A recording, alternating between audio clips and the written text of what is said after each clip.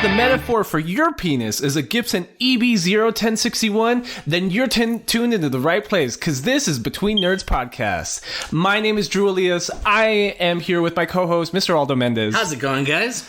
We are in the new podcast room. It's Hey, shout out to Lloyd wearing his old room, actually. Lloyd Parker's old room. His brother owns a house that Aldo is now renting, and we're out here. We're out here. It smells like fucking Lloyd out here. Why can't we scrub the stink out, Lloyd? I don't know, Lloyd. I don't know. And what was I gonna say? Yeah, we moved in, dude, and I'm sorry, nerds. I know. Especially Valentine. I'm sorry, Valentine. I think it's funny that, like, you basically write a tweet about the podcast for one person being Valentine because he gets so upset when we upload late. And not only upload late, we're recording today, Tuesday, December 1st. December 1st is a cool date. That's a cool date. Yeah. But there were issues. There was a family of squatters hiding in the house. Man, I don't know. It's what the first thing that Jacob told me was like, "Hey, you made someone's homeless today?" It's like, oh. David being Lloyd's brother. So, and that's hilarious because like I wanted to be salty. Like, so that's why my tweets were like a little passive aggressive, but like trying not to be mean because I understand. Like, there's salt, but it's understandable salt. You get what I'm saying? I was like, what are you going to do? You're trying to move into a house. There's a family of like 7 people just like hiding out. Anyways, we're going into episode 20, I believe? This is episode 20. Big episode 20. Big episode 20. We haven't checked our analytics yet, but we're hoping we passed those 1,000. Nope, we're at 730. Yeah. I check religiously almost every day. Okay. I check the daily trends. So, okay, good. Honestly really, to be honest, we average about 2 downloads a day. Cool. Unless it's Monday or Wednesday. Okay, cool. And we're doing this on Tuesday, so hopefully you guys get your podcast tomorrow. I know you guys are listening on Wednesday. What else we got for the opening, man? For any housekeeping? The giveaway / hashtag / donation-a-thon for the month of November is over. It was a letdown. It was a letdown. Y'all suck. We had like 2 original tweets the whole month. I know. I get it. Pets are awesome. We had such a big contribution for Nerdy Paws. Our first contribution was pretty big as well. And all you guys had to do was use the hashtag. You know, or just like and retweet. If you don't want to enter the giveaway, you don't have to use the hashtag. Because we didn't count the likes and retweets that were just me and you retweeting the Between Nerds Twitter. What I think it is also is I think that shows like nonprofits and or companies that having a really like active social media manager does matter. Mm-hmm. Right? Because if Between Nerds Podcast is giving away money to the Humane Society, or we did the month of October for like people proactively using and being active on Twitter using the hashtag, the Humane Society of El Paso's Twitter was hella active. You know what I mean? It was so much easier to get feedback like that. There was probably multiple people that had access to the account because, I mean, why not? You're in a place where most people, you're working with pets or doggies, you want them to have access to these moments that they're having with these dogs that may have anxiety or may not have anxiety, or they're too young or they're too old or stuff like that, you know? So, but yeah, that is a very good point. It probably helped the donation a lot for them to tweet us back and be like, hey, dude, like, use it. I don't know how Candlelighters is so silent. That's weird to me. That's so weird to me. And we tried to reach out to this organization, just give them the courtesy to let them know, hey, we're just like featuring you guys in our podcast. I don't know why that is. Is it because they're older? Like who manages Candlelighters in this area? What I think it's funny that you're talking about special pets and dogs because the week before Thanksgiving, my parents, they're Vizsla. Do you know what a Vizsla is? I have no idea. They're George W. Bush? Yeah. They're Hungarian bloodhounds. My stepdad owns a dog called George W. Bush, but he got a bunch of growths removed, and this is the first time he's ever been to the vet, and he's like 11 years old. He's kind of old. But he's got diabetes 3. No, he's really hyper, like weirdly hyper for such an old dog, especially a medium-sized dog. But they diagnosed him like he's clinically like mental. Really? George W. Bush, the dog, Awesome. is a hyper weird. He's Boy. He's a good boy. He's just really hyper and a dumb. psych record. Yeah. Cool. Hey, that's cool, man. But yeah, we would like to ask you, if you guys don't want to enter the giveaway, you don't have to use a hashtag. But we encourage you to use a hashtag because last month we had 2 entries. Yeah. 2-3 entries maybe. Yeah. We didn't even get, for all the shit Valentin gives us, we didn't even get a Valentin entry this month. And I know he's going to listen to this tomorrow. I know he's going to hear this at 8 a.m. tomorrow. Yeah, Valentin. And that is fucking bullshit. Where's your usage? You don't care? Yeah. He demands so much, but he has 30 days to give us a hashtag, and he can't. You win once and you're done? Yeah, for real. Jeez. Damn, selfish. I wonder if that Ryu deserves a better place in Nerdom. I don't know. It's a cool Ryu, too. I don't know. Do you tell us, guys? Tell us. Well, so we got a little off track, but for the November giveaway, which was hashtag Nerds for Candlelighters, Aldo picked up this cool little Q-Posket? How do I pronounce this? Q-Posket? Q-Poskets? Q-Posket. It looks like a Q-Pocket almost? Yeah. It's this big-headed Nezuko doll from Demon Slayer. It's super dope, to be honest. And like the box is even in pretty clean condition. Like, you guys saw that preview on Instagram and Twitter, so yeah, make sure you follow us at Twitter at Between Nerds, also IG at Between Nerds. Yeah, and I just want to. I just think it's so cool that like we're finally getting to the point that we're getting people participating like on Twitter and stuff that aren't just like our immediate friends that we turn into like the podcast. Give him a shout out. I know who you're talking about. Give him a shout out. I am so sorry, bro, but I am looking through our Twitter right now just so I can find your name. But like, I posted an audio clip from the last episode on our Twitter, and Mr. Robbie Quintela? Quintela? Quintela. Oh, Quintela. At Robbie Quintela. Yeah, so at Robbie Quintela, on Twitter and Instagram. Shout out to you, bro. Like, I think you might be the first original, like, active listener that this podcast has ever had. And honestly, me and Aldo were talking about it. I don't see a reason not to give out a shout out to people that are actively like participating in our stuff. You know what I mean?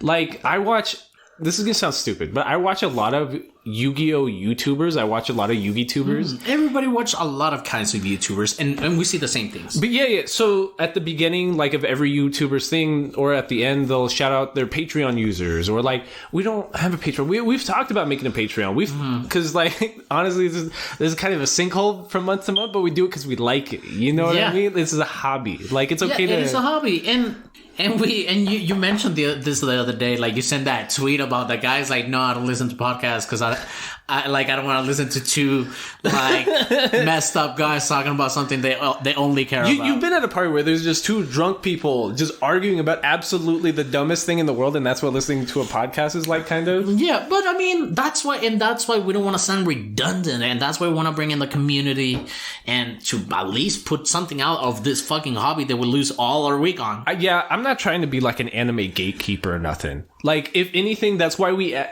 because. Like, I feel like people get frustrated with us because especially week to week, it's me on Sunday and Monday mornings being like, send us anime. And like, it's like really, there's really people trying to turn us on to like stuff that was in Adult Swim. You know what I mean? Like, oh, y'all haven't watched Full Metal Alchemist or something? Of course we have. We ask because we want y'all to participate. And we ask exactly. Whenever you guys stop participating, we're gonna go back to square one and just go watch at animes that we like. And you know, a lot we haven't even touched. We're trying to branch out too. Me and you were having this discussion last week, 2 weeks ago. Like, we're trying to create like sub podcasts. You know what I mean? Because we're not entirely sure that like the Between Nerds brand was ever supposed to be entirely about anime. I think it was just easy to start off on exclusive. With the circumstances as well, because we weren't getting any movies. And I mean, this is where you're going for too, but go ahead. No, you're right. It was what my biggest fear with Lloyd and Aldo was always, I don't want to be redundant. I don't want to be like, not that there aren't podcasts that listen to anime, but there's not. It's always like the hyper nerds, the gatekeeper nerds. That's what I'm trying to get out. Like, I'm trying to turn people on to stuff. I'm not trying to act like, my anime knowledge is so fucking great. This isn't that. Nino Monogatari is actually the 3rd best season of the Monogatari series. Just suck a dick. I don't care. I don't give a shit. Yeah.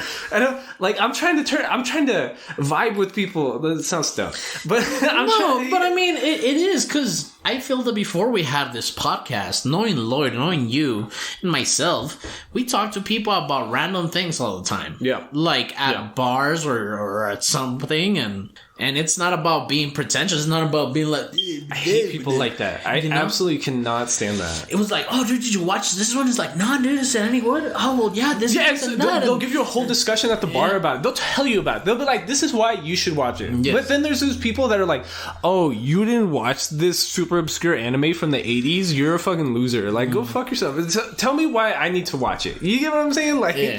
Yeah, exactly. It's like, you're not doing a good job of selling it. Yeah, absolutely not. This is why no one's watched this piece of shit anime, because people like you are watching it. Anyways, we do have a winner. We'll mention that at the end. Yeah, we'll announce at the end.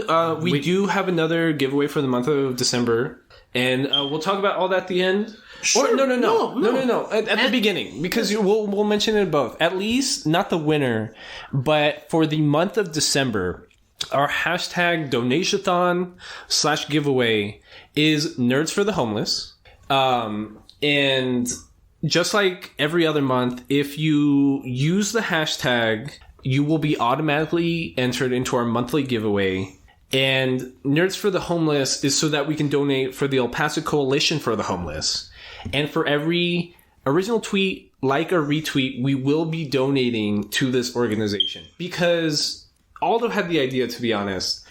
The month of December is really sad for a lot of people. And is the month that most people jump off the Golden State Bridge. Yeah. How do I put it? Self-harm rates, mortal self-harm rates go up really a lot, like once it starts getting colder. And like if anybody needs help right now, it's the homeless and stuff like that. You know what I mean? Like, and it's... I don't know. And it's not just that, dude. Like the holidays and stuff too are coming, and then you start feeling that, fuck, you know. You know that's why like all the big holidays are when it's cold, right? Yeah. It was just to like prevent people from offing themselves like late December, and just to collide with all the other quote unquote the pagans. Yeah. Well, they were pagan, but there was no reason they were just following another religion. The word pagan came from Christianity to did it? Undermine other religions. You know what I've been watching? I binge watched season 1 of The Crown. Oh, okay. And like I didn't realize that the Queen of England is the head of the Church of England. And I know that there was a lot of like ill blood between the Church of England and the Catholic Church. You're Catholic, right? I was. You were raised. Excuse me. I was raised. Catholic. Excuse me. We're both. Well, I'm self-described atheist. You're probably what, agnostic, something like that. You don't care. Bro. You don't care. I don't have any. Yeah. I'll describe it for you. That's agnosticism. So then, but I've been baptized twice. I was baptized in the Catholic faith as a baby, and I was baptized Christian. Yeah, I was baptized at 7 years old as a Christian in Germany. Wow. So, what point was I trying to make? Pagans. And so, anyways, hashtag for Nerds for the Homeless. Please use it. We're starting this podcast now. Nerds for the Homeless. Use the hashtag to enter the giveaway. Every like, comment, or retweet. You were gonna read the mission statement. Oh yeah, I was gonna read the mission statement for the El Paso Coalition for the Homeless. The El Paso Coalition for the Homeless is the lead agency for the El Paso Continuum of Care. It is a Texas nonprofit corporation that serves as a coordinating entity for numerous agencies and individuals who provide housing, services, and support to the homeless, including social services. So, that sounds pretty good to us. I think that fits for what we're trying to help the city with for the month of December. Yeah, and then we encourage you to, if you don't want to do that, then, go out and share some meals to these homeless people or something like that. Some blankets, because it's cold out there. When I was an undergrad, I used to, every month I had to... homeless, I remember. Almost, a few times. But every month I had to get done like 40 hours of community service. And it was really, this is going to sound bad, but it was easy to get your hours up at the end of the semester during the fall because of November and December. Because there was a lot of work to do for giving out turkeys, for handing out food, like even stuff like that. Like there's so, even like, you know who gets really busy right now and needs like extra hands, like volunteer hours? Like Goodwill and stuff like that. Okay. And because it's retail kind of, you get what I'm saying? And everything's crazy right now. They don't make a profit. So if you want to either donate your goods, because, you know, that's somebody's Christmas right there, bro. You go donate, like, all your old clothes that you don't even handle anymore. That's... I have a lot. I need to get rid of a lot of clothes. You should. Even if you're only going to get, like, $10 for it. Like, no, I don't give a shit. That's somebody's Christmas. Hey, well, let's fucking do it. Let's get some clothes together. And let's you want to? I'm do you want to do... Oh, do you want to make that a part of it? Because you wanted to do a separate Instagram giveaway, too. We can do a clothing drive. Yeah, but how are we going to get this? I want to be safe with COVID. Oh, how are we going to do all this? And I did think about it. We'll do it. Me and you will do it. We'll donate some stuff. We'll get Karen and Vianney to donate some stuff. And we'll get a little drive. Yeah. And you're not going to see this. We're not going to post this. We're just going to do it. Because, you know. Just because. Ain't nothing to be seen. Good vibes. It's December, bro. Ain't nothing to be seen, you know. Just have a word for it. So, back to square one. Episode 20 of Between Nerds podcast. We watched FLCL. FLCL Progressive. Fully Cooley. FLCL Alternative as well. And Progressive. The Studio Gynax and IG Production Original. Good shit. Well, I'll let you start. Let's start. First, we visited Gynax on the last episode with Neon Genesis Evangelion. Right? Great. I would recommend it. It's something that should be seen. You had said, hell, Fully Cooley is like Neon Genesis Evangelion. He was nothing like Neon Genesis Evangelion, besides that he reminded me of Darling the Franxx, but shittier, and I'm talking about the sequels. Because the first season, FLCL Season 1, is pretty good. It's amazing. So, we ask each other this question every week. Paint me a big picture. If you can, this is a hard question. What is FLCL? Like, big plot-wise, what is FLCL?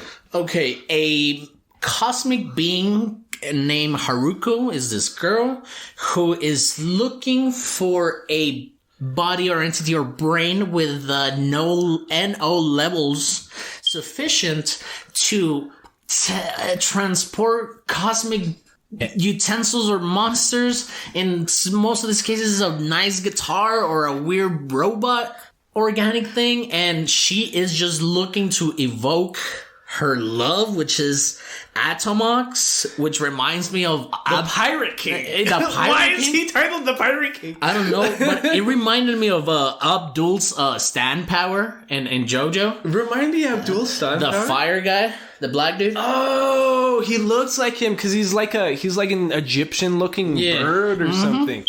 So you're right. It's Haruhara or something like that. Her name's a joke. And you can hear that even like us English speakers, because in the show they make fun of her name. They're like, bullshit, that's not your fucking name. That is a fucking joke. Yeah. And she... the Vespa too. Go ahead. Yeah. So she's a cosmic being with a Vespa, and the Vespa's also like sentient or something. And she fights with guitars. Yeah. Or I think the original one's a bass. Yeah, it is. The original one's a bass. But in like episode 2... you hear the main character in the original FLCL, Naoto, that's our Shin-chan of the series. He asks her, like, straight up. He's like, really, what the fuck are you? And she's like, oh, I don't know, Naoto-chan. Maybe I'm a cosmic police officer here to upend society and, like, and rescue my loved one or something like that. And so his reply is, you got that from manga or anime. That is bullshit. Don't lie to me. Which, that's the joke. Because that is what she is. Yeah. That's exactly what it is. But not really, because she's not policing, because she is a dick. They don't go over that until part 3. But yeah. And you're right. In the original FLCL, there's no context for that. Like, what is she policing? There's nothing. Because FLCL has a lot of, like, tropes. Like, broad spectrum, it could be about, the fun people in the world need to overthrow capitalism. It's about... By the way, even though it looked kind of cheapy and weird, the animation really caught my eye. You know what? My thought... Well, finishing part one... Go ahead. Finishing part one, the original, after our discussion last Tuesday, where you were talking about that what's cool about the 90s is the background details. That's when I started... Because this came out in like 2001 or something. And that's what made me look at like the original FLCL different, because it's like it has a lot of detail in the background. Yep. Yeah, and you were talking about the brands on the guitars and the basses. It's like there also I believe I saw a lot of Gibsons, a lot of 1960s Gibsons, and there's a lot of branding, and I like those because I mean you see some of these, I mean like a Walkman or something like that, and you're like, hey, that's exactly the one, you know. All three parts, the soundtrack is entirely done by this Japanese band called The Pillows. Mm-hmm. Because a big part of the original FLCL was just this Pillow soundtrack. Because it's very punk rock. For no reason. They don't even explain it. Mm-hmm. Like, they fight with guitars. They listen to Walkmans. It's rock for some reason. And which is cool. Because that's like what the original rock culture was like. It is cool. But, and this just popped into my head... Cowboy Bebop was trying so hard to push on music. You're gonna get people yelling at us again every time. But then FLCL is not even, it almost knows what it is, but not really. It's because they did it like backwards, which in like the best way possible. Because Cowboy Bebop feels like they picked a genre, then they picked a soundtrack around said genre, and then they made the show. FLCL feels like we already have music. No. Like we already have the vibe we're going for. It's super punk rock. Like if punk rock in like the 60s, it doesn't make sense. You know what I mean? It's just you vibing out and rocking and having a great time. Then that's exactly how FLCL is written. And then they found a band to write around that. Okay. Like the music came last. Okay, that makes sense. But yeah, it seems very effortlessly they just pushed this whole band on you. Shout out to the Pillows. I don't even know how old they are right now. Like, how did they pull them out of retirement just to make 2 more seasons? I don't know, bro. But they should have not pulled them out for. Well, what me and you were talking about right now was that. You didn't understand how I told you FLCL reminds me of Neon Genesis Evangelion a lot. It reminds me of Darling of the Franxx. Which, they're all the same. They're all the same. They're not all the same, but they have all the same tropes. Like these hyper-specific sci-fi teenagers in puberty tropes. You get what I'm saying? But I think after re-listening to our NGE episode...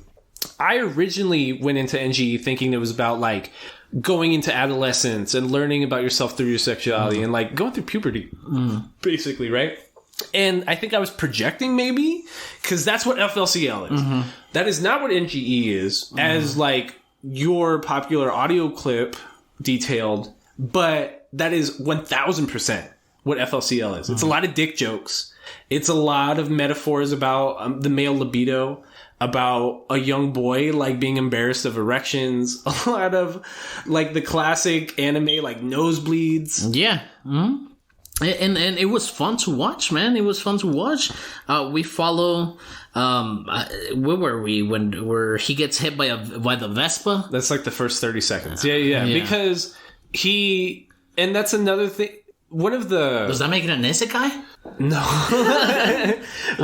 One of the metaphors about him becoming an adult is that he's opposed to like tastes that aren't sweet, right? So he basically hangs out with his brother's ex-girlfriend that just hangs out under a bridge and ditches school, right? But he only likes like sweet drinks. So every time he gets offered something spicy or something sour, he automatically is like, oh, I hate that. And there's a certain point, like I think at the end of the original FLCL, like episode 5 maybe, where there's a character being like, you don't like that stuff because you're still a kid at heart. Like, your taste buds haven't developed. And Naoto's whole thing in 6 episodes is just denying that he's a kid and, like, trying to prove to everybody that he's this full-blown sexually awakened dude. He's just all pouty and mad all the time. He's just like, get out of here. Yeah, he's an asshole, to be honest, because, like, he's obviously attracted to this girl that dated his brother, which in itself is super fucking weird. She's like super weird with him. Well, she even calls him by her brother name. Yeah, by his brother's like nickname. Naoto or like something like that. It was what was it? No, it was Takun. Yeah, Takun. So it's just 6 episodes of this girl calling Naoto Takun. And I was so confused when I first watched it because I was like, okay, cool. We're following Haruko. We're following Takun. I'm like, who the fuck is Naoto? I'm like, oh shit, this kid's Naoto and Takun. And then later on, you're like, stop fucking calling me by my brother's name. Blah blah blah blah blah. So, and that's exactly the scene. So, like, he's being handed this sour drink, and he's just exclaiming, "Oh, I don't like it because I only like sour things." And then he's hit by this Vespa, by Haruko, and she just beats him over the head with her bass guitar, and that's like the end of episode 1. Like, that sets up everything for episode 1. Is he gets hit by this Vespa by this weird bitch that talks like a cat with pink hair. I don't know what the hell was going on at this point. And second episode is just Naoto at school with this big old bandage over his head, or like this red spot over his head. And like, that's the point, because it's like it's to show embarrassment and like him hiding something, because when he takes the bandage off, he gets this really phallic looking appendage coming. Yeah, it's a horn coming out of his forehead. And it's to signify, like, that's him being embarrassed of, like, having an erection or something like that. Because Haruko comes back in and she turns into, like, his housemaid because his dad's, like, basically jobless because he runs... They have a bakery, right? Yeah, they run a bakery, but then he's just, like, the loser's son and, like, the grandpa does everything, right? Yeah, so it's the bakery owned by the grandpa, but then the dad is running like a printing press in the back for like a magazine that's like the Inquirer or something like that nobody actually reads. Esquire? The Esquire, excuse me. Like, you know what I'm saying? Like, aliens exist. Yeah. Please watch bullshit. Yeah, like Yellow Pages. Yeah. Yellow, what do you call it? Yellow journalism? Stuff like that? Bullshit. Right, yeah, all bullshit. So, that's where, like... That might be the end of episode 1 or the beginning of episode 2, where Haruko's introduced as his new housemaid. And they switch to manga panels, like literal animations of the characters in manga panels. And there's a lot of fourth wall breaking in the show. Like, the characters are constantly talking to you. Yeah, and that's like the first really big point, because FLCL is short for Fooly Cooly. And that's where they first describe what Fooly Cooly is, but they don't even tell you directly. Because it's basically Haruho being like, oh, me and Naoto already kissed. And the dad and the grandpa being like, oh, you already did Fooly Cooly together? What do her boobs feel like? Or some. And it's just like a whole 5 minutes of the grandpa and the dad being like, oh, shit, the grandson's getting fucking laid to like this 19-year-old. Now that he's 12. Now that you mentioned it, when you sent me that video, now I remember you did send me that video explaining what that was supposed to mean. Mm-hmm. When I watched that, when I saw the thumbnail of the video, I was like, oh, he's showing me something from the manga? There's manga to this? There's no manga. It's an anime original. What? Yeah, it is an anime original. And when I was looking at this panel, I was like, what? But see, that's why there's full fourth wall breaking, because the director is Kazuya Tsurumaki, Kazuya being the same name of the protagonist from Konosuba, which I thought was funny. Nice. So, but Mr. Tsurumaki was the assistant director for the main Neon Genesis Evangelion series, and the lead director for the end of Evangelion. So, I don't know, like, when you were saying you don't see any of NGE and FCL, like, you can just... I don't know. The characters look so NGE to me. They did a little. No, never mind. I'm sorry. I take that back. It's because I see what you mean, that you see NG, Neon Genesis Evangelion there, but For me, FLCL looks like Darling in the Franxx. Darling in the Franxx looks like NGE, and that's Darling in it. the Franxx is the median between all that. Yes, like to jump from NLGL to FLCL, it just didn't click in my head when I was watching it. But I did see a lot of what's her name from Darling 02. Well, yeah. A lot of characters look like fucking 02. Haruko herself. I even know that 3 girls in the first season looked like 02. Yeah, they all do. And the thing about it is that, like, when I was reading, like, interviews that Mr. Tsurumaki did, and they're all like, it was just... What's an example of, like, a movie or, like, an album or something that's really, like, organic, and it's just a bunch of, like, just talented people in a room together, just making something. Mm-hmm. Like, it's like fucking Kanye West, My Beautiful Dark Twisted Fantasy. It's just talent in one room, just focused on something. You get what I'm saying? Mm-hmm. Like, when you see Tsurumaki quotes about the original FLCL production, that's all it was to him. It was just like, this was my fun project, and I just brought in all the talent I knew from working on NGE, and that was it. And that's how it feels, you know what I mean? Like, there's like a couple writers in the room, but they were just overshadowed over like, let's just do this cool thing. Like, let's just do this cool thing and shut the fuck up. Like, that's how it feels. It feels super weird. And I didn't know how much fun I was having in the first season until I started the second season. Yeah. And then we keep going. We follow Haruko, Naoda, his dad. At some point, we have like a baseball game. Yeah. It doesn't make sense. None of the episodes make sense. Yeah. There's only 6 episodes, so you would think that they're super like packed full of content, but they're not. They're like half the episodes are bullshit. And that's why I go back to Cowboy Bebop. Yeah. You know? Yeah. That's why I go back to Cowboy Bebop. It's like Cowboy Bebop if it took itself less seriously. But this tricked me into thinking like, where they're going with this. And then I'm on episode 5 and I'm like, they didn't go anywhere with this. But episode 5's like that, because episode 5 just starts with like a paintball gun fucking shootout. Like, anyway, no, but in episode 4, we forgot to mention that we find out that Haruko has some evil intentions with the brain of Natoa, because she like somehow like probes his dad, but his dad's brain wasn't that good, so he just like... And that whole scene doesn't make sense. Yeah. His dad's a zombie. Okay, so this is where like it's really about like a 12-year-old boy learning about his sexuality, right? Because like him getting hit in the head by Haruko is a metaphor for like his first experience, like thinking a woman's like really hot or something, you know what I mean? Like her like sexuality just like beat him over the head like that. Mm-hmm. And that's why like he was growing the horn out of his head, which eventually sprouts into a robot. And that's what like shows like she pulled that out of him, and that was she pulling him out that was her pulling his sexuality out of him.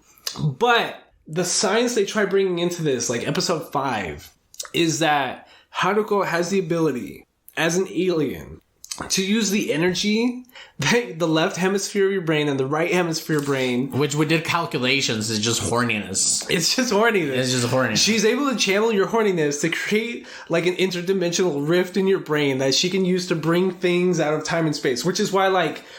I don't know, she pulls, like, guitars out of his head and stuff, like a bass. So, like... And we find out that she's a music fan, you know? Yeah. And I think it's something like Momo in My Hero Academia, that she just can pull out whatever she wants. Yeah. I think she just pulls out whatever she wants. Yeah, except Haruko does that with other people's heads, which is why she originally had that attachment to Naoto, or... What's his name? Yeah, Naoto. Naoto, okay, I was right. She just goes over beating everybody on the head, just trying to be like, who has the most NO ability? What can I pull the most bullshit out of your fucking brain? Which is just Haruko trying to pull like everyone's like sexual ability out, kind of. Like that's like the metaphor in season 1. Because so what you were originally describing, there's an episode where the dad turns into a zombie after the beginning of the episode being... It's Haruko and Naoto's dad, like, having massages. They weren't making out. Don't give me that look. They weren't making out. Shin massages? Yeah. She was receiving chin massages from Nato's dad, and it's really sexual. There's a lot of moaning. There's a lot of lewd poses of like her with her head down and her ass sticking up. And like there's a closed door scene where the dialogue reads like, why is there this thin layer over it? Get it off so that it can feel better. Or something like that. Which is like totally us as an audience trying to be like, get that condom off and like just fuck it raw. You get what I'm saying? Yeah. And at the same time where I guess Haruko's plan was to get Naota so sexually awoken that this agency is tracking that as well.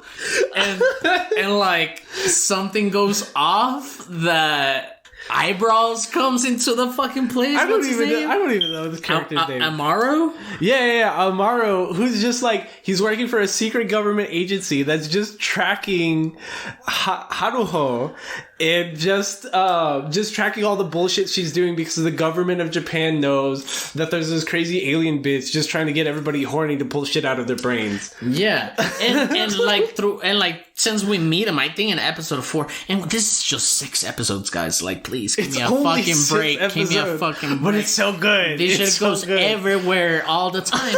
And then what was I saying? Amaro it's since we meet him, I don't know if it's episode 5 or until the end of episode 6, he's just upset that Haruko doesn't want to pull shit out of his brain portal. Yeah, because so Haruko gets a lot of like fan service outfit changes. Like in episode 1, she's a nurse. She's always in like a towel while at his house. Episode, baseball episode. Yeah, she's in a baseball uniform with short shorts. They're in part 3, she's in a basketball uniform, and there's an entire like frame that's just her ass shaking, which is super weird. But so Aldo's right. Like Haruko's plan is to get Naoto's NO ability up by getting him so jealous and horny by her like trying to fuck with his dad that she's able to pull some huge power out of Sen. We don't even know what this power is at this point. And that's Haruko's job in all 3 parts. It's her trying to get teenagers horny so that she can pull power out of their forehead. Mm-hmm. But this is what I like about NGE and what Darling and the Franxx try to do. But at the end of the season, they leave it vague. We like Darling and the Franxx. We like Darling and the Franxx. Go back and listen to it. We like Darling and the Franxx. But the last episode, you know what I'm talking about. It just gets out of nowhere, but they leave a vague opportunity, like, what's going to happen next? What's in for it seems mystical. It's like not, it doesn't have to be explained. Like, it doesn't make sense. Same thing with NGE. And then here, first season at FLC, we haven't even talked about what happens in episode 6, but in the end of episode 6, it's just like, hey, the world got destroyed or something like that. You saved it. I'm gonna go look for it. Well, it's about like teenage angst, like a lot, because one of the main characters in the original FLCL is Hidomi, the girl that like his brother's ex. On the second one? No, in the first season, like episode 3 is called like Fire Charmer or something like Firestarter? Firestarter. And it's literally just about this girl being a fucking pyromaniac and just blowing up and just like burning down all the major buildings in this like rural Japanese town. But the way it's directed, like, that's what it felt like to be an angry teenager. You know what I mean? Like, I want to burn. You don't want to hurt people, but like, I want to see shit burn. Yeah, you just want to see shit burn. Like, it just feels, it's angst. You know what I mean? It's teenage angst put to an episode. That's crazy. And the robot that in episode 1 came out of Nato's head, Kanti, we didn't even like, she sees this girl sees Kanti as like this angel of death in a video game. You know what I mean? And like, that's her representation, being like, you have to burn shit down. And what we find out is the first thing she ever burned down was her high school that she met Naoto's brother at. And that's that's like That's her entire arc. Like, her entire arc happens in this one episode. Mm-hmm. Oh, and that's right. And that's why she nibbles on him and shit, because she's trying to get her horniness out instead of burning shit down. Yeah. She's trying to, like, be horny through the guy that took... Well, it's not explicitly said, but, like, it's implied that Naoto's brother and this chick were bucking. And, like, that's why she's so obsessed with Naoto's brother. And that's why he went to play baseball in America, because, like, of course he did. Like, if you're going to do sports well, you go to America. If you're going to do baseball, you do it in America. Yeah. Although Japanese, they're good, bro. Every world tournament. Right. Like, some of the best pitchers in the MLB right now are out of Japan. Mm-hmm. But anyways, so that was the point. Like, there was like, oh, your brother went to America to play baseball. He must be good. And her missing him, she doesn't go to school. She just tries to fuck around with Naoto all day. And that's her, like, trying to come to terms with her sexuality. If that's what FLCL, the original season's about, that's how she comes to terms with it. And, I mean, such a cuck situation where you see these little glimpses at Naoto's personality, and you were saying this, that he's like, no, I'm not a little kid. No, I'm not a little kid. He's 12. Yeah, but this time that he's spending with this girl, even though in a cuck situation, he's like all trying to be cool and stuff with his brother's ex just simping on him because of his brother. Mm-hmm. She doesn't even call him his real name and stuff. So it's kind of like, you know? No, but that's the point. Like, that's... Yeah, I know that's the point. Him coming to terms with him being adult is him realizing that he's being cucked out in that situation. Because in the episodes you're talking about, it's episode like 4 or 5. Like, he tries to take her on a date to a fancy restaurant. And it's her being like, Takun, like, why we don't do this? Like, why are we at this? It was like a French named restaurant or something. So it's implied to be fancy. And she's like, Takun, what are you doing? We're like, we don't do stuff like this. And he's just like, shut up and let's get in here and make out. And he doesn't even know how to, like, kiss a girl naturally. Like, he, like, scares her away almost. Mm-hmm. And it's some good shit, because the end of episode 2 is Kanti, the robot that came out of his head, fighting another monster that came out of his head at the end of the episode. But he, like, consumes Takun and, like, turns into a bigger... He goes Super Saiyan robot. He turns into a red form and starts shooting, like, a big cannon at him. And it's Haruko, like, beating it with a guitar, because that's all she ever does. And that's, like, them overcoming their little teenage perverted demons, almost. Okay. And, but, like... Yeah, he swallows him. He is even more powerful. Like this Kanti character, right? Just the one that got pulled out of his head is just like a robot. And I can see what you mean by, like, it looks like NGE because of that robot and how he swallows him and how he becomes powerful and stuff. Well, that's all I see right there. But then we realized that Haruko's main intention is to release this whatever the fuck's in his forehead, super powerful, what is it, Atomos? Yeah, they literally translate it to the Pirate King, which sounds like the stupid, but that's the joke, is that it sounds stupid. Like, he's just some all-powerful space being. And like, so by the end of the episode, it's basically about just having fun, like, owning your sexuality, listening to good rock music, and overthrowing capitalism. Which is why, like, I was tweeting earlier in the week, it's so punk rock. Like, that's, like, what punk rock's supposed to be. Yeah, and it's a great...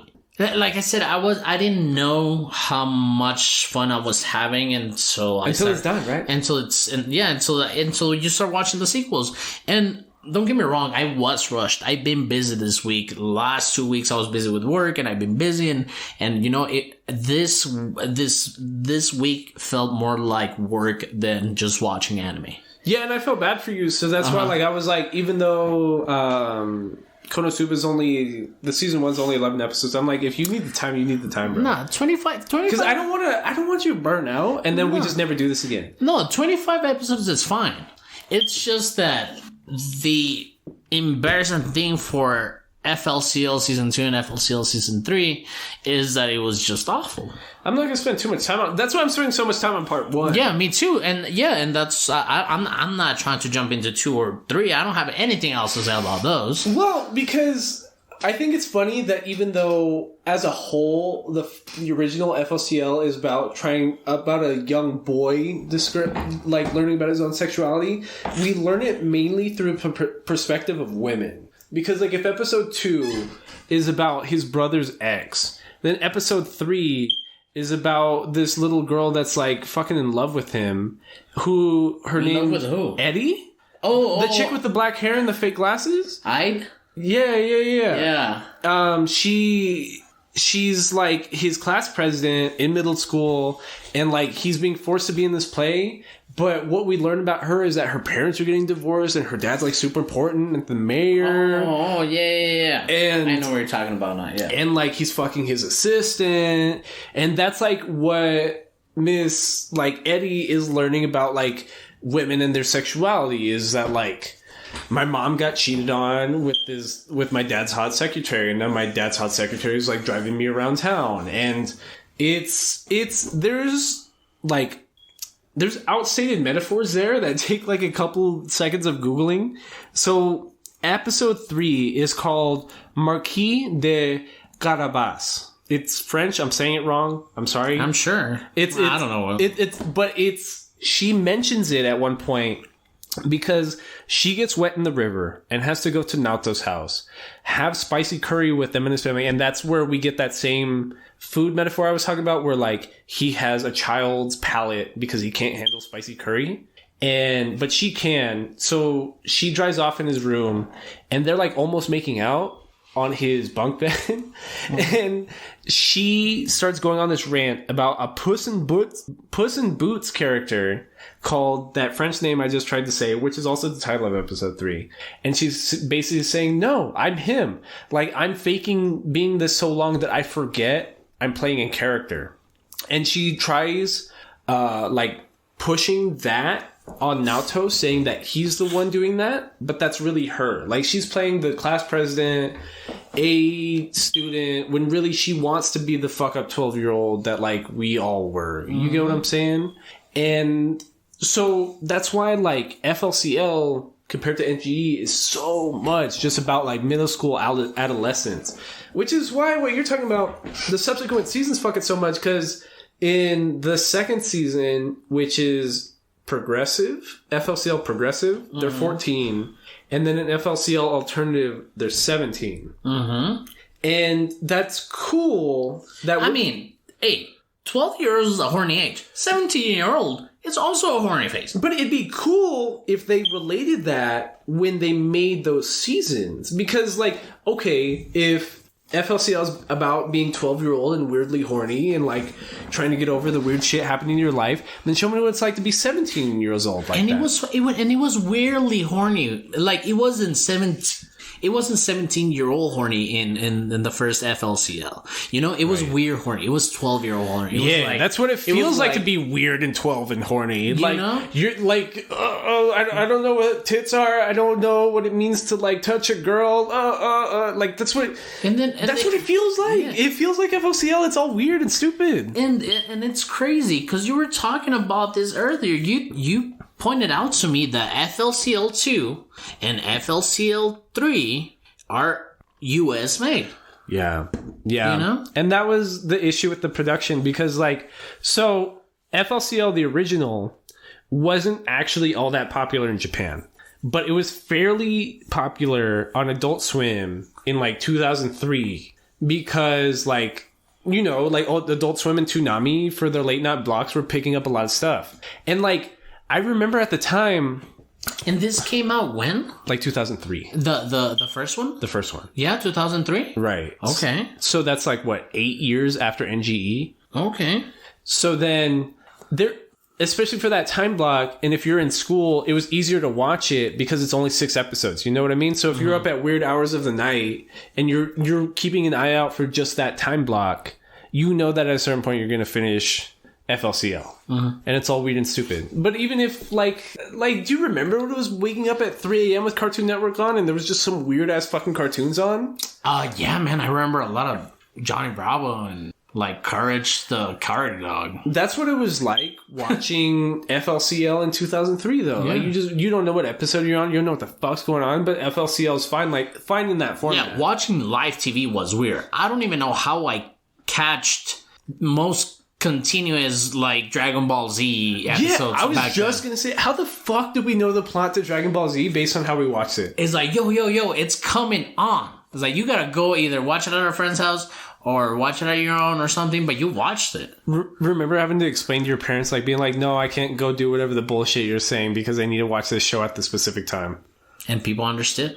That's what it was like watching shit in the 2000s. Like, this shit sounds like ass. Like, fuck. That's absolutely terrible. I can choose my time to watch stuff now. That's great. Yeah. Like, I can watch Konosuba while recording about FLCL. Fuck it. Yeah. Shout out to Konosuba. Yeah, we're watching it on the background. Unfortunately, I'm muted, but we do want to do something with extended sounds, but I don't know how the copyrights work on that. I don't know how stuff like that works. Yeah, because I'm telling you, we want to do video, but man, I feel like YouTube is going to fucking cancel us. You're right, but I think out of both of us, I'm the one that's on TikTok more. A lot of the podcasts, like a lot of really popular podcasts, like all produce clips like on TikTok or something like that. But I don't even know. If somebody knows, please tell us. But how would we take the audio from this podcast and like record HD video at the same time of us recording it and then just like play that together seamlessly? Just lip sync our thoughts on like, do we have to manually video? Like overlay the audio? I have no idea. Me neither. I don't fucking know. I'm old. We're like 27. We're so old. Yeah. We're like Isn't 50 your birthday soon? Celebrities. December. Oh no, I'm sorry, January. Yeah. Did you just forget your birthday month? A little. I just know your birthday's at the beginning of the month. That's why I brought that up. January 5th, yes. Oh, okay. Are we having an episode that day? Oh, fuck. I almost hope not. I almost hope we do. Because we can do what? Oh, no, it's Tuesday. It's a Tuesday? Yeah. Maybe we should record on your birthday. No, we can't record on your birthday. What am I talking about? Okay. Anyways, FLCL is about horny middle school nerds being horny middle school nerds. This girl that was the president of his class was horny for Naruto, and he didn't let her suck him off, and that created a monster from Haruho to like come out of his forehead.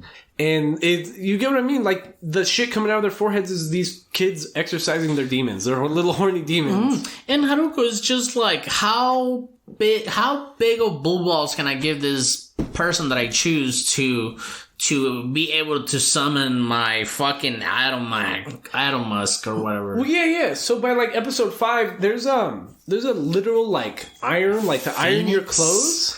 Phoenix? The iron. The iron. There's like a factory /iron that has no windows or anything. Like a steam iron kind of thing. Yeah. That's but it's like the size of a giant factory, and it gives off steam. Just like a fucking iron does. Well, it's a metaphor for like capitalism and like adults wasting their time like working for the system. Correct, right? Because you're what they called it? You're flattening the wrinkles. Yeah, that's in the beginning of part 2. It's a flat brain theory that like they're trying to get rid of all the personality out of everybody in the world by just turning them into cogs in the capitalist machine. The whole cubicle idea, yeah. It's exactly what it's like. So if FLCL is just about being dumb and fun and getting your rocks off and like fully coolly, bro. Yeah, just being fully coolly, fucking listening to rock music, like that's the opposite of whatever the fuck this factory is trying to do. So what ends up happening is very vaguely that dude with the eyebrows you were trying to describe. And they have this whole South Park reference. Did you remember? Yeah. Weird.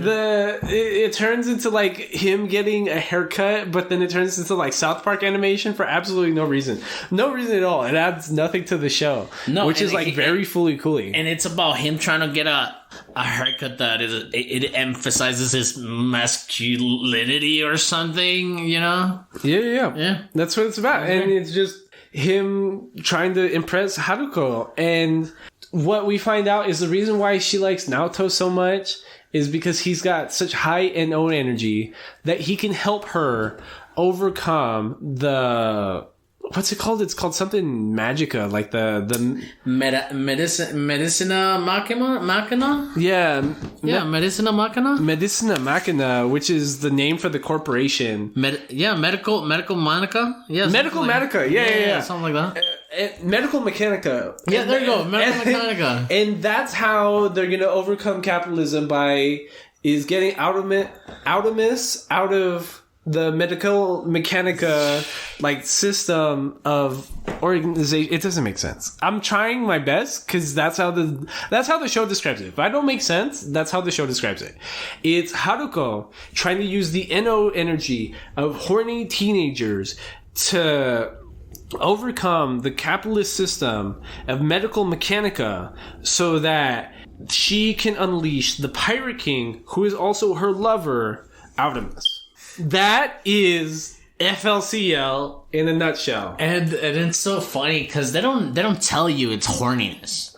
They don't tell you. It's just like what else would at it be? You. Well, it's at you, but they never say it. So I just can't imagine like my girlfriend looking at this and just being like, what? Everything's phallic.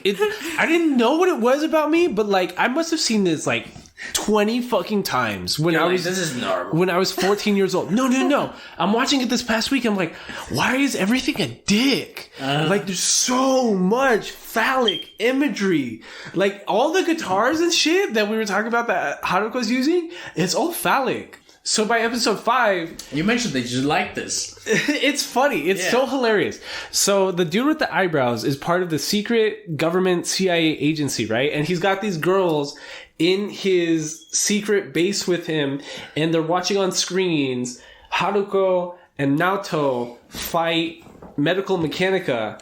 And so through the NO energy in his head, Haruko pulls out of Naoto's head the guitar, the Gibson I was describing at the beginning of the episode, a Gibson EB0 1061, pulls it out of his head, and she's like, holy shit, it's a Gibson 1061 from the 60s or something, which is a super rare guitar or something like that, which is why FLCL is so punk rock, but it's a metaphor for his dick. Yeah. Because out of the eyebrow guy, she couldn't pull anything. It was like it was just like a fishtail or something. Yeah, like the stem of a guitar, like the very tip of it, like no actual strings or anything. She's like, that's pathetic. Naoto could do so much better. He was like, oh, yeah, which is like her demeaning his masculinity.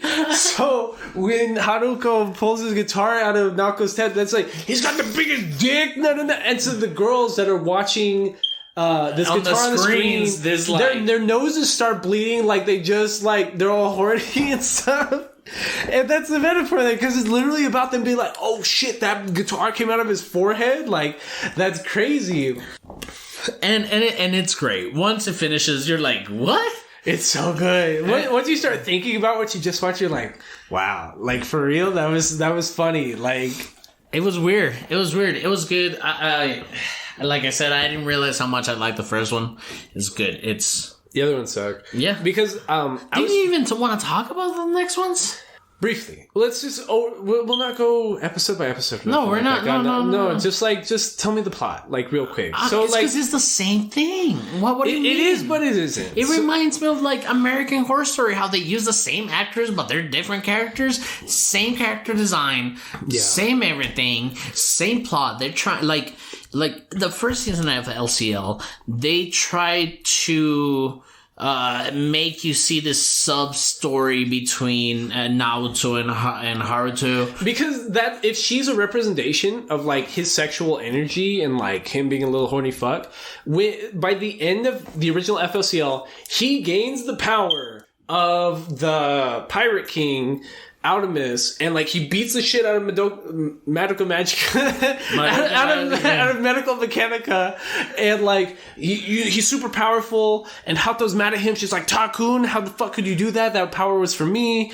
And then like he gives it all up to like kiss her and be like, I love you. Yeah. Which, like, it's so anime, but it's so perfect, because, like, it's such a good, like, fight scene, and you're like, oh, fuck. Like, what the fuck did Naoto just become?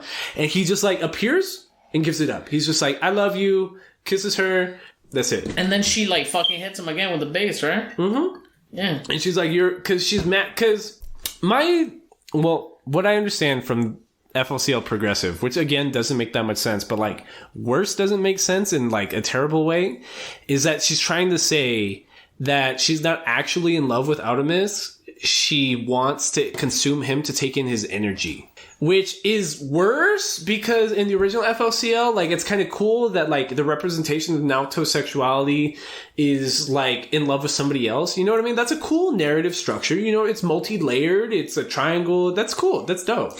It was trying, man. It was trying to, whatever he was doing throughout the whole thing, it was just trying. The little hard that he tried, it was something good. Yeah. You know?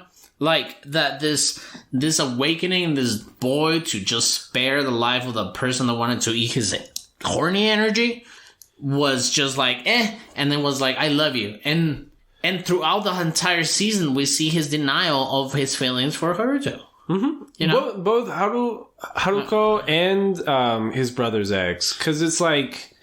But at some point, you understand that he doesn't like his brother's ex because of how he was cooking him, you know? Right. But like him at the end was like, you know, learning something. It's like, stop being so proudful or so ashamed about what you feel.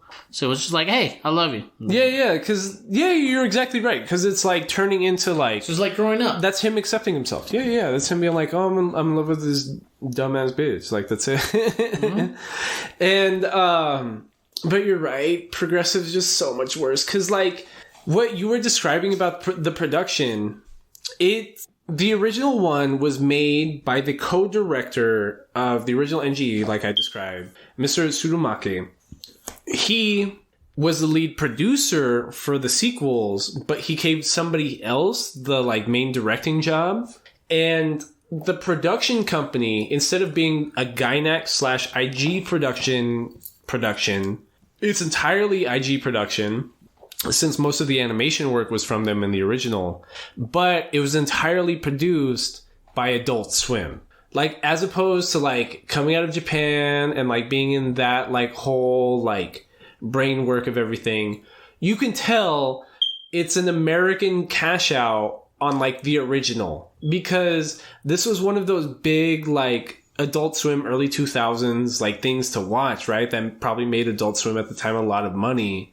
And big fucking Men in Black 2 move, like you said, cash grab. Yeah, it's just a cash grab. It's just, and like that's why like the progressive and alternative came out in the US first, and it sucks.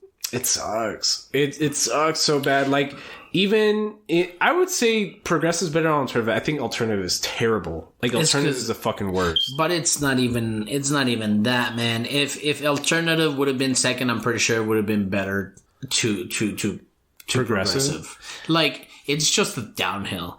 And you mentioned it before, and I didn't notice this because I don't know. I didn't really pay attention to the main point of like the whole boringness of this kid. I was trying to make sense of everything else besides that. Which that isn't the point. That isn't the point, you know? And that's how it kind of mind fucks you. But the second one, it wasn't even lewd. It wasn't even... It is for half a second. Progressive is lewd for like half a second. Because now we're following a girl... And this girl has a crush on a guy. But, like, the first, like, callback to, like, the energy being about being horny is that she's watching her crush, this guy, do his part-time job, and he's doing manual labor and, like, moving stones and stuff. He's getting whipped and beaten, and that's what gives her, like, a bloody nose and, like, makes the power come out of her forehead. Like, so we went from just genuine, like... learning how to be sexual 12-year-old shit to like 14-year-old you're a full-blown masochist. Which like, okay, so you have Konosuba playing in the background. There's a full-blown masochist in Konosuba who's part of the main cast, but this is different. This is so much different. This is so much like, oh, I remember how y'all liked being horny in the original, so we're just gonna throw this in. And this is so like, it's ugly. Like, it feels so different. Like, I don't know, man. It's crazy. Like I said, I don't really have much to say about season 2 or 3, because it's essentially the same thing. It just follows the same thing, but A lot of gender reversals. and a lot of they're telling you that Haruko has the same goal. She wants to get the energy from Atomox. Oh yeah, and Haruko's in this again, but now like her her energy twin is in it. Like they don't even describe who the second character is. Not Hidomi. It's I don't even know. But there's a new character involved who also fights with a guitar like Haruko, and this white-haired woman is just like. She has this weird relationship with Haruko because if you watch the ending sequence, they fight in space together and they're trying to fight over Artemis or something like that. When I initially started watching it, I thought she was going to be almost like a mirror of the eyebrow guy agency dude. Her name is Julia Jinyu. Mm-hmm. And I thought she was just going to be, like somebody that's just looking for her or wants to, they know her motives and stuff. It almost reminded me of what's a bad organization from Space Dandy? Oh, Ape? Yeah, Ape or something like that. Almost like an AP character. Yeah. Except there's multiple scenes between Julia and Haruko where Julia's like, "Well, I'm you, so you need to stop trying to fight you because he's never gonna come back to you. He being Artemis." If you keep rejecting me. So what they're trying to say here is that like Julia is Haruko's other personality that she's trying to suppress or something. But it's so much weaker. It's so much weaker of a metaphor that it doesn't matter. I couldn't even think about anything, dude. It's worse. It's so bad. The music's good. By the time you get to Alternative, which is part 3, like, even the best fucking Pillow songs aren't even in it. There's not a good ending sequence in part 2 that at least tries to exposition you the plot. It's just, by part 3, it's just, oh my god. Like, what? This was so unnecessary and so clear it was a cash grab. Like, because they were made at the same time. They were produced at the exact same time. Yeah, and I watched the first season back on last week when you start watching your anime after you finish recording an episode, and it was fun. But then I started getting busy. I almost forgot season 1, and a good thing we have our good notes and stuff. But season 2, the second half of season 2 and all of season 1, I pushed it this past 2 days. Yeah, season 3 you mean. I mean, yeah, season 2 and season 3. And it was not good. Bad. I was like, yeah, I'm going to sneak away from doing something at the house because we just moved, But I had rather do more stuff than watch this fucking anime. It's because season 3 tries to bring about girl power, but not even genuine girl power. It turns into just what would it be like? Envy. Yeah, it's just every episode, as opposed to being about one person learning their sexuality, is about each girl learning self-worth, which is more of an NGE kind of fucking lesson to learn, but not even written nearly as well as NGE. So the point doesn't actually get across. So cheap. Yeah, it's if you're fat, it's okay because you're a hard worker and you have a part-time job and you're also a part-time stylist. If you're rich and you lie to your friends telling about it, it's okay because you still secretly love your friends and they're such good people, they'll forgive you anyways. If you're not mature or pretty, quote unquote, how they're trying to make it seem. If you're not a 16-year-old model, then your friends will accept you anyways. Blah, blah, blah, blah, blah, which is the dumbest fucking. Who cares? What about the original FLCL, which is about learning about male sexuality through a really mature woman that's gonna give you your own space? Did we not learn? What? I don't. And you asked me this earlier. It's who was that guy? Was that Eyebrows' dad or was that Eyebrows? I told you, I don't care. I didn't care. It doesn't matter. Doesn't matter. It doesn't matter. That was the only thing tying everything together, and it didn't fucking matter. And like the other 2 seasons tried throwing in like, hey, medical Mechanica's still here. Hey, it's still about trying to overthrow capitalism because rich people are corrupt. And that's the only thing part 3 has going for it, is that all the rich people dip out to Mars when it seems like medical Mechanica is about to take over Earth. And that's like the metaphor that like, if we were to destroy like Earth and its resources by like polluting and stuff like that, that all the rich people would just dip out to Mars. That's the only thing part 3 has going for it. Besides that, which is like a really weak like storytelling point, it doesn't matter. And I mean, FLCL season 2 and FLCL season 3 feels to me what it would have been like if Darling and the Franxx had a second season. It would have been almost good at the beginning and really bad at the end. Like some cool nostalgia bait. You know what I mean? Like Pillow's music, there's guitars, there's Vespas. Cool nostalgia bait. But everything substantive is just ass. Yep. And that was... Do you want to say anything else? 1000% watch the original FLCL. Like, if you want to know more about our takes about Darling and the Franxx, if you want to know more of our take on NGE, 1000% watch the first 6 episodes, which takes like, what, an hour and a half of FLCL. Do not watch Progressive and Alternative. 1000%. We watched it for you. Take this as us doing you a favor. We watched Progressive and Alternative. Don't do it.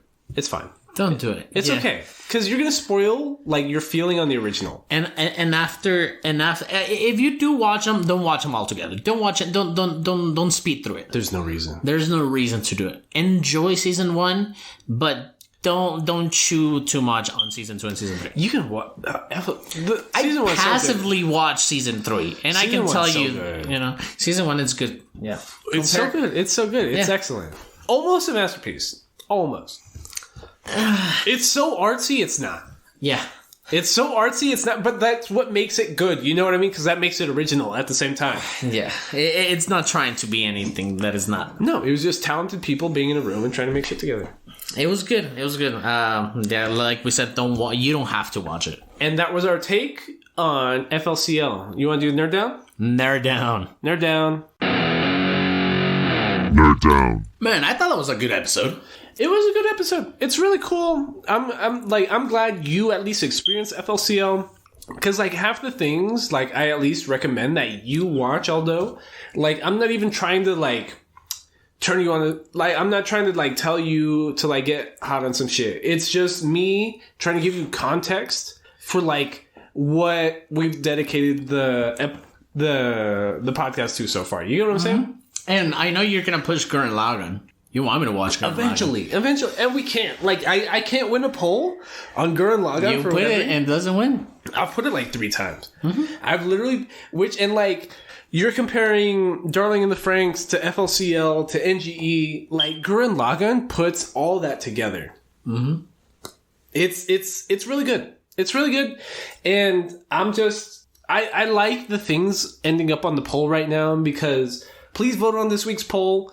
Tokyo Ghoul lost last week, but it was second place, so I automatically included it. I included Made in Abyss, which like nobody. It's like a. I haven't heard of any of these. That's what I'm saying.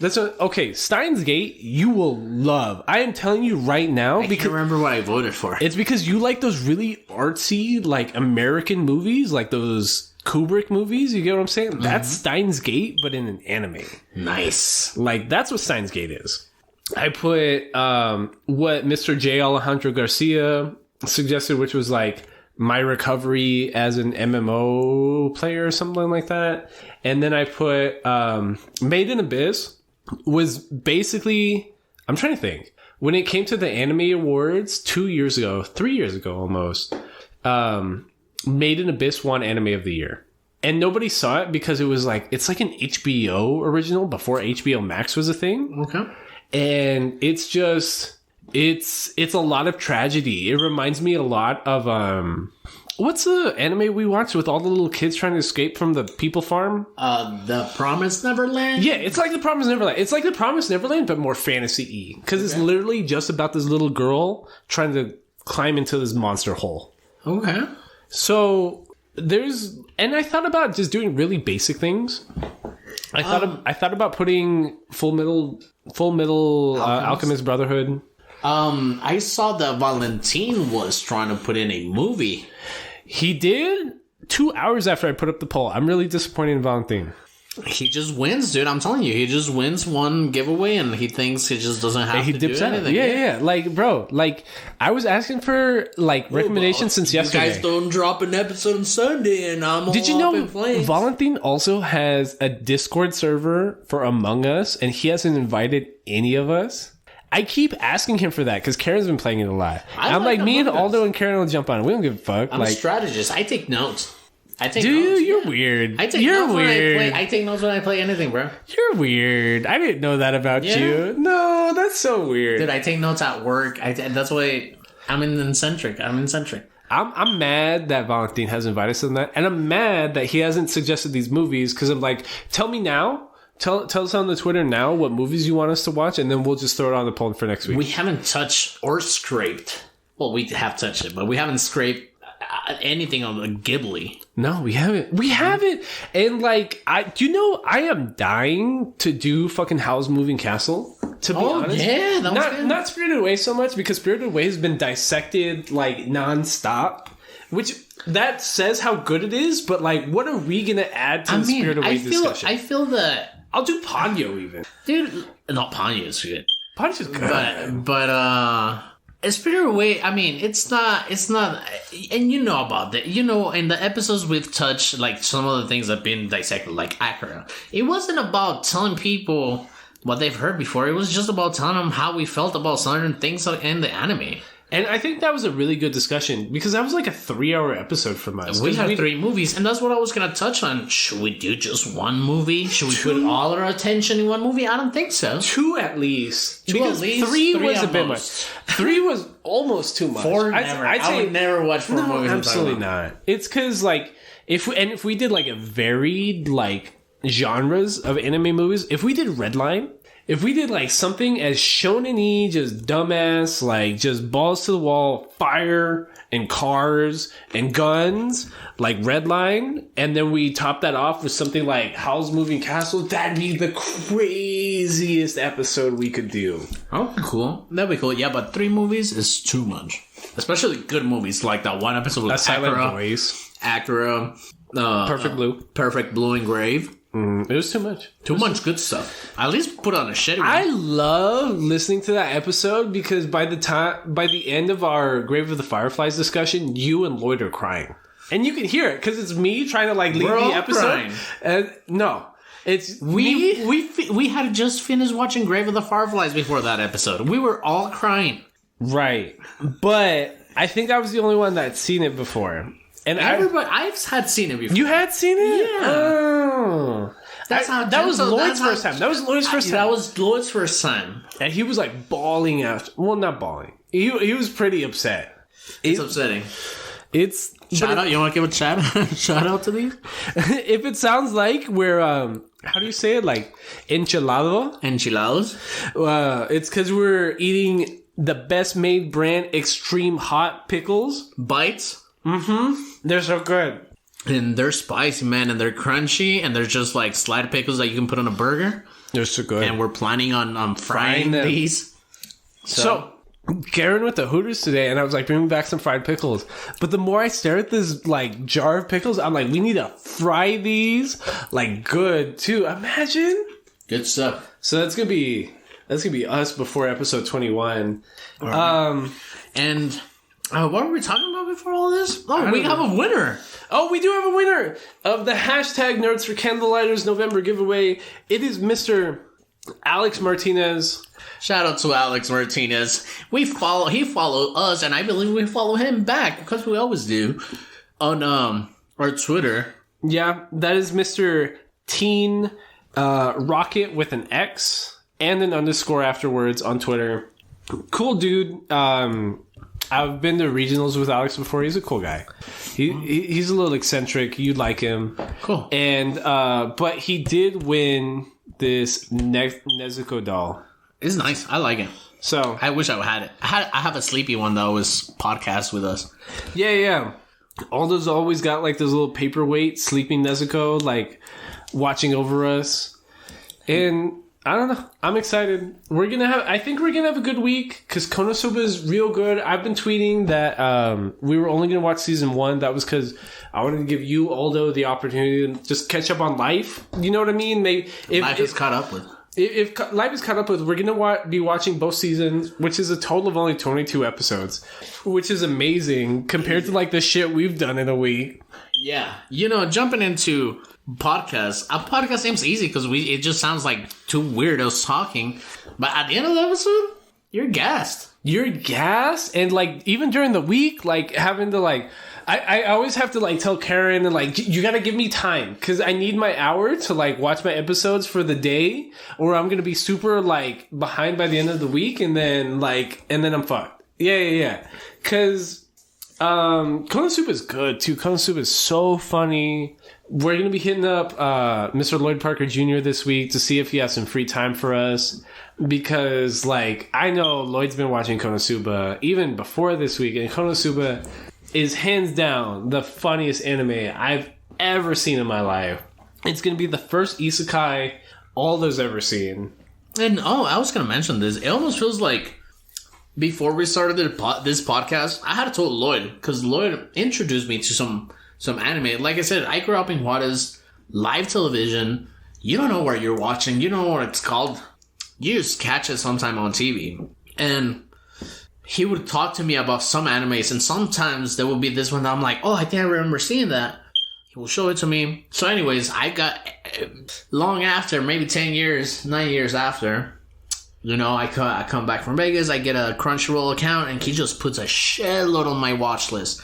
And I just started watching, but I never had like the motivation to, but now that we have this medium to do it, man, I love that we have like almost 40 animes under our belt. I was almost discouraged when only Jay sent us an anime recommendation this week. I didn't know what to put on the poll. I put on some bullshit. And then like I deleted the poll afterwards because I went on my... I noticed that. No, because I went on my anime list. I'm like, no, this is garbage. Once I got onto like my personal Twitter, I was like, I don't want to watch any of these. I was like, no, that's wrong. So like I jumped on my anime list. I just went through the like top 10 anime on there, and I was like, why the fuck have we not seen Steins Gate and Made in Abyss? Like, if there was any time to watch this, and like to your point, Halloween, I was at your other house, I was a little tossed, and I was trying to tell you that like, I'm worried that we're going to run out of content, at least anime-wise, and we're going to just have to completely flip the script on the anime. And you were right, well, I was fucked up, but you were like... I was fucked up. We were both fucked up. But you were just like, no, like for what? Like go through my anime list right now. There's like a bajillion things just in the top 100 that like we have to 1,000% watch before we're like, oh, we're those real anime connoisseurs. Yeah. And that's so weird thinking about like we're on episode 20 today. And we have watched more than 30 by now. Mm-hmm.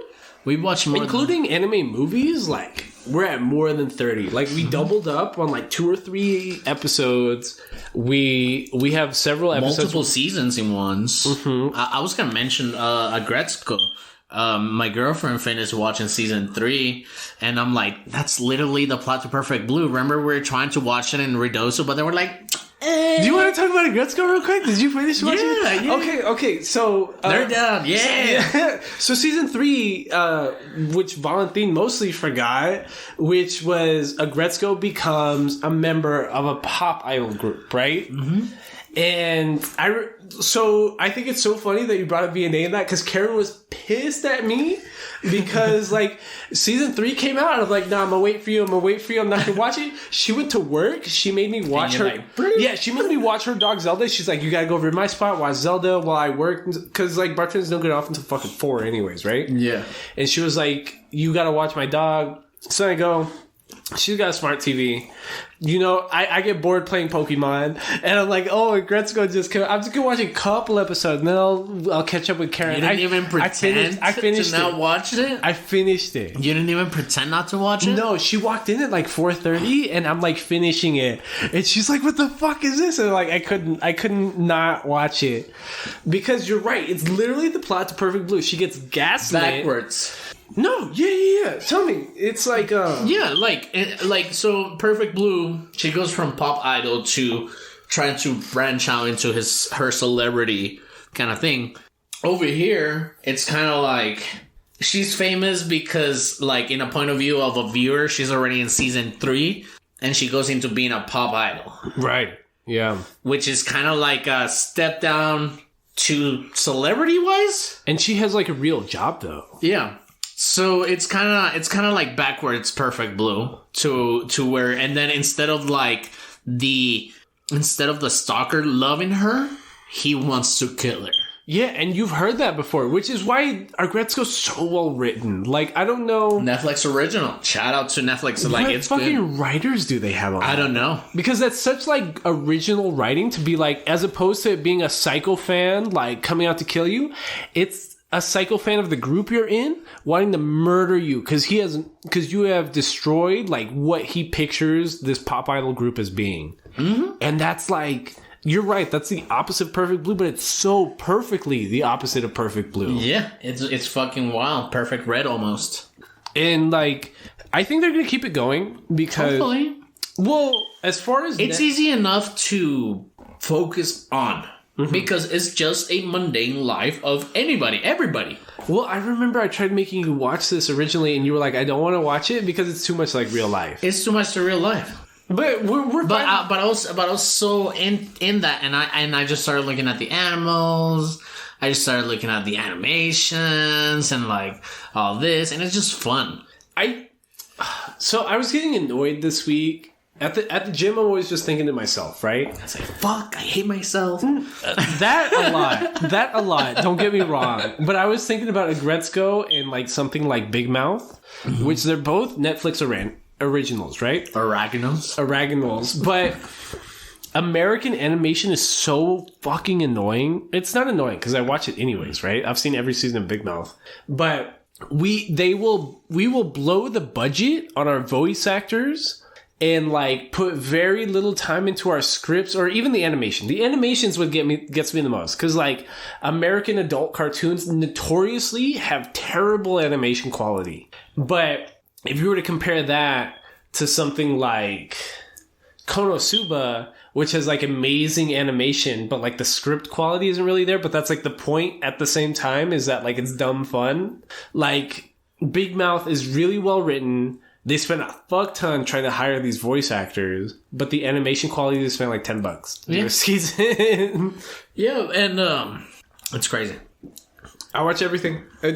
I'm sorry. I don't know if you watched it, but this past week I have been obsessing over the most recent episode of The Mandalorian. It's so good. It's getting so good because like it's finally. The Disney company is finally rewarding real Star Wars fans. Canon yes. Background yes. Characters. And yes. it felt so right just to have, when it recently came out, Halloween? Mm-hmm. It was like, dude, this happened right after the Empire fell. And nobody is in this movie. I mean, in this series. Like, which is the point. Which is the fucking point. It's so dope. I know you tweeted about Sebastian. What was his last name? Sebastian something, the guy that's playing Luke. Oh, I heard there was a rumor. I heard there was a rumor that he's going to be in it. It's because you're like 3 episodes behind, right? Yeah. The last episode I watched was the one with the ice spiders. That's episode 2. Yeah. Okay. So, no, that's episode 3. Excuse me. So then, yeah. So Ahsoka Tano's back. Did you ever watch the Clone Wars? Yes. On cartoon, okay. Yeah. You know who Ahsoka Tano is, right? Because like, if Indian Clone Wars wasn't about Apprentice to Anakin, it wasn't about Anakin Skywalker. It was about fucking Ahsoka Tano, right? So Ahsoka Tano being cast by what's her name? Rosario Dawson. Rosario Dawson, who's like amazing in the Daredevil, so good. like Netflix. In everything she's You know in. she's dating Cory Booker, the senator? Really? Yes. She is dating Really? Cory. She went from dating that crazy dude with the afro on Adult Swim. What's his name? Crazy dude in the afro with adults. He has that really bad like skit show. That's Reggie Watts? No. Eric Andre. Oh, She went from being engaged to Eric Andre. Really? Yes, Rosario Dawson was engaged to Eric Andre. That's a step up. That's a step up, but it's not saying much. And went to dating Cory Booker. Cory Booker is an awful senator. Number one. Number two. What kind of head does Rosario Dawson have to be dating? But Rosario Dawson It's must a be good What? Go ahead. What? She's a great actress. Yeah. She must be an excellent actress to be bagging this diverse group of men. So, what I was saying is she got cast as Ahsoka Tano. And if you've seen Clone Wars or Rebels, Ahsoka Tano's character model has always... She's an alien, but it's African American features. You get what I'm saying? Like, so them casting Rosario Dawson... Like Piccolo. We know. Yeah, like Piccolo or something. Was black. Yeah, exactly. Just like that. And them casting Rosario Dawson in the super, like, it reminds me of, like, Kill Bill Volume 1 meets, like, any, what's that? That white guy that was in all the Westerns. Clint? Yeah, any Clint Eastwood movie mixed with the end of Kill Bill Volume 1. Like that Japanese samurai shit in the end of Kill Bill Volume 1 mixed with any really well-written Western. That's what this past week's episode reminds me of. With a bunch of Star Wars weird, obscure canon in there, which, like, helps you as a fan be like... It's because that's what The Mandalorian is. It's a Western. It's a space Western. It's so good. You know? It's so good. It's been so good. And like I said, the last episode kind of threw me off prioritizing it and watching it. Because of that. The one with the ice spiders? That one with the ice spiders. So I know it's good. I know it's getting good. And I love the practical effects. Oh, they're so good. I like the dolls. I don't mind the dolls. I don't mind it. If it's doing this, I don't fucking care. Put it in there. It looks so good. It's because, like, the CGI almost takes you out of it. Like, it was supposed to, like, at one point, like, bring you into it, but, like, you're just so trained now that you're like, that's CGI. That looks like ass. Like, I'd rather much be like, that's a man in a puppet as opposed to being like, that's CGI. It's like, fuck, this guy is really in that puppet. Because you need to catch up. You need to watch these last 3 episodes because... We'll talk about it next nerd now. We will. But what I want to tell you right now is the best scene is juxtaposed between, like, the Mando, like, having a Western, like, gonna grab my pistol on my hip standoff with Ahsoka Tano, like, having a samurai standoff. It's so excellent. But you were talking about Luke has been, like... rumored to be in next episodes because, well, if they're bringing back Ahsoka Tano and they're talking about old Jedi, then they could bring back anybody. But come on, like, Luke Skywalker has been in like 6 fucking movies. Can we let him chill? We don't need it. We don't need it, and we get it. He's cool. We like his story, but I want to know why everything else. Anything else, you know, because it's not like Star Wars. We know Luke's story, especially like after his world building, and we've already known the main story. So just give us more world building. Keep introducing weird creatures. Keep introducing new enemies. Keep introducing new things. It doesn't have to do Sith. It doesn't have to be with a Force. Just some badass characters. Well, that's what I was gonna say about the sequel trilogy, because so. It reminds me of A Song of Ice and Fire a bit, like Star Wars does. Not the medium. Like, Star Wars the movies does not remind me of Game of Thrones the show. But in the sense that, like, A Song of Ice and Fire, like, since we don't get a lot of, like, main plot books, there's a lot of, like, subplot books that describe into, like, all these, like, third and fourth level characters that you would never normally care about. And the world building's there, right? And Star Wars used to be like in the 60s and 70s and 80s, there was a lot of like sub books and like all these subplots that like explain everything. Like how in the prequel trilogy, you don't know anything about Anakin Skywalker. But if you watch Star Wars The Clone Wars, you know exactly who Anakin Skywalker was, right? Yeah. And that's why Ahsoka Tano in this past episode being like, his love for you has brought even the best of us down, right? No spoilers, but like, it happens. So then, as opposed to what you originally think Game of Thrones being based off of, which is like Lord of the Rings kind of stuff, because the Hobbit and like the Lord of the Rings books do a lot of world building, but the movies do not. The movies are like singularly focused, and that's what makes them good, because like Lord of the Rings and the Hobbit, the books are so big, are so massive, yeah. Like you can't, right? But it's like the opposite effect that the Game of Thrones show should have had. It seems too singularly focused when the coolest thing about it is the world building, which is what's so cool about The Mandalorian. Yeah. And then trying, like you said, they're trying to introduce Luke. It's like, oh, you know. Anybody else. You can bring in fucking Samuel L. Jackson back. Like, yeah. That would be way better than bringing back Luke Skywalker. Yeah. Or, you know, fuck anybody, dude. Anybody else. But it's good. It's good. Have you gotten any other nerdy activities? No. Well, the last day for the assignments for my master's program to be finished are next Tuesday, 7 days from today. So after this weekend, I'm like done, because I'm probably gonna pull an all-nighter Friday and Saturday night, and then once I'm done with those 2 nights of homework, I'm done with my master's. Hell yeah. So then I officially graduate on the 11th, which is next Friday. Yeah. And then I'm done. And then that's it. What do you do on Friday? Do we go to a graduation? No, because we can stream it. Okay, well, yeah. No, like, I wasn't going to walk anyways. Oh, okay, cool. And I don't know, whatever. But my point is... What episode is this? Is this next week's episode? No, this is going to be episode 22. Episode 22. That's going to be 2 days after I officially graduate. Okay. If I officially get my degree the 11th, we are supposed to be recording episode 22 on the 13th. Oh, man, I'm excited. So then, the reason I bring this up is because as far as nerdy activities recently, since I'm finally on my last assignments, I've just been playing a lot of Pokemon video game championships. Cool. That's cool. You got into those DLCs? I did. I brought it up on here before. I didn't have the time to play them because I was so busy with homework and my graduate portfolio and all that bullshit, which was why I was always so fucking cranky the month of October. The month of October was ass for me. Uh-huh. But it's weird to think that your Halloween party was like 4 weeks ago already. It was fun, man. But try thinking about that. That was like 31 days ago. That's weird to think about. But anyways, the reason I bring that up is like I've learned how to cheat at Pokemon. Do you now?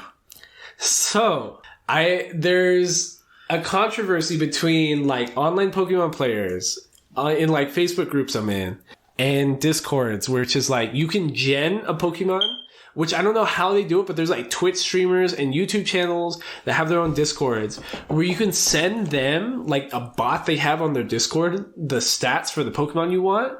They will gen it. They will just generate it. And then you just sit there just on your Switch, just waiting for them to DM you, and then they'll trade you the exact Pokemon you wanted.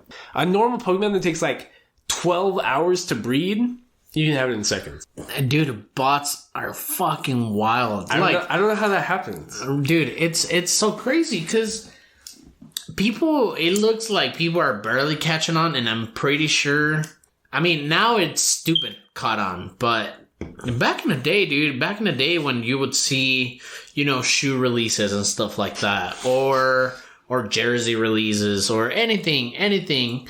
You start seeing that, like, damn, it's like people buy this shit quicker and quicker every fucking year. Mm-hmm. And it's just bots. It's just like you can program a bot to aim assist in a video game.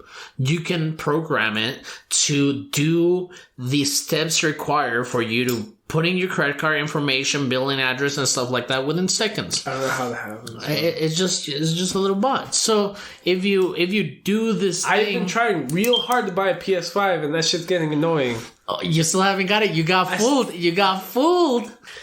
I send you like you were like I got one. Oh, by the Kohl's one? Yeah. Yeah, that one, like, famously, like, fucked over a bunch of people. Because whoever the 90% of their orders got canceled. And I was showing... You know why? Because their servers weren't fast enough to detect that bots were buying them. Stupid. So what I was telling Karen was, like, Twitter or Sony's official Twitter page put out an official statement the other day being like, oh, by the end of the year, we're going to have enough PS5s for everybody, blah, blah, blah. Not at this rate. Not if y'all, like, don't develop a system that can catch the bots. Because no, and they don't care about the bots because they sell to...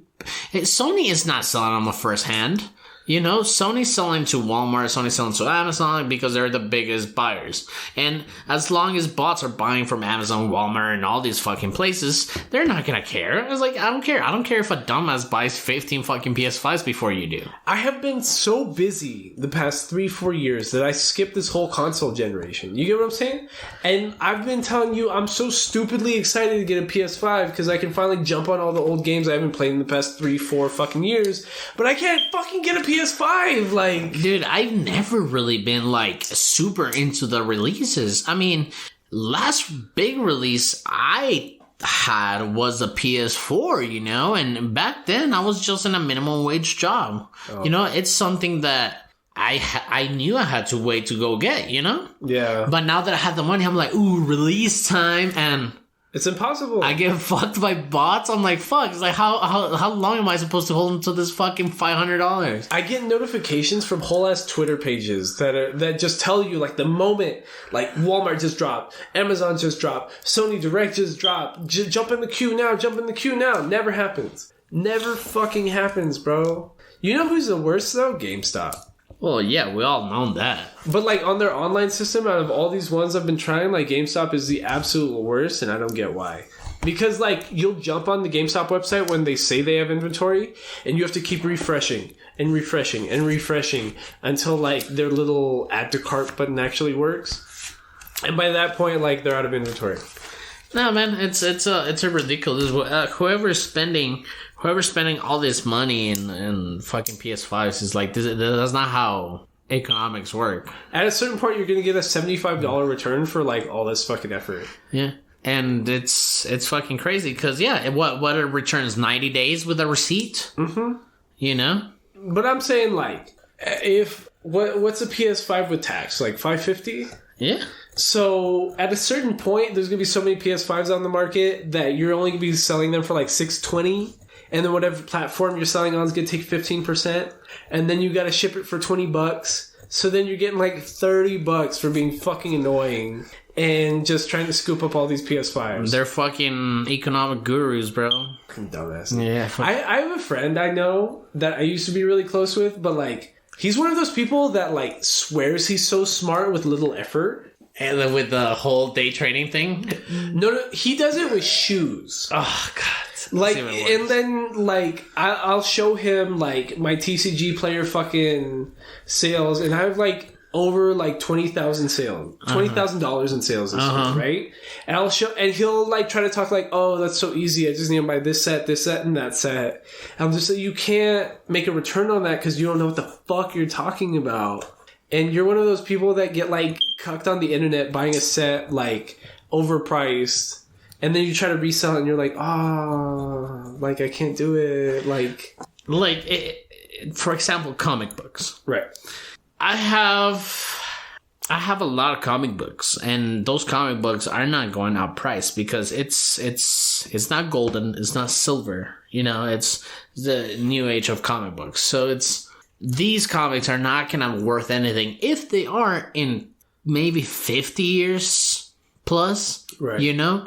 The reason some of them are really profitable right away is because of the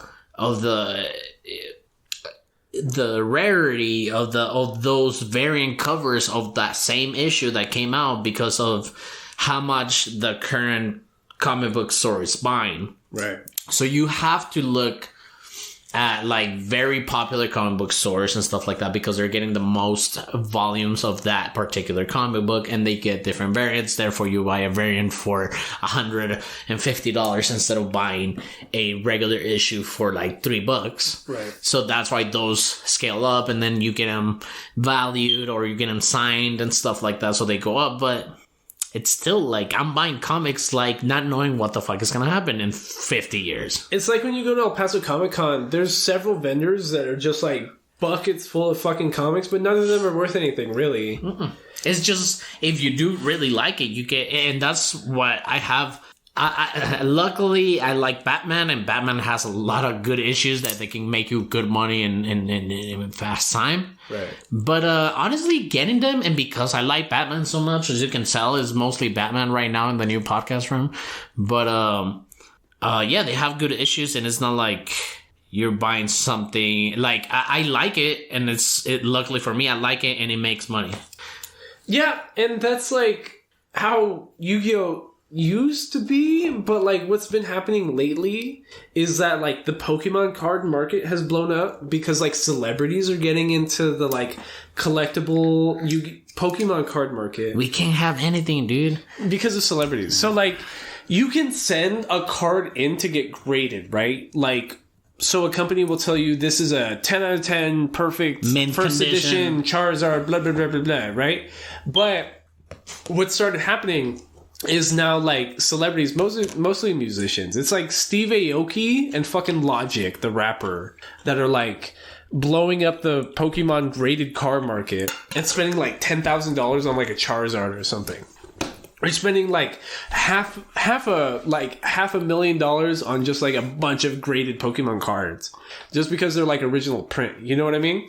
So now that's starting to spill over to Magic the Gathering and Yu-Gi-Oh! And all that stuff. So now like Yu-Gi-Oh! Is different from Pokemon because like in Pokemon you can't use old cards, right, to play the game. Yu-Gi-Oh! You can use whatever printing card, whatever's come out in the past 25 years to play the game, right? So there's not a lot of like mint copies of older cards. But what's happening is it's just like blowing the fuck up, like $10,000 for like something that would have been worth like $10 3 years ago. Yeah, and it doesn't work like that with PS4s because I mean PS5s because they're being massively produced. Like it doesn't work like that. Yeah, it doesn't. You're buying like whoever you are.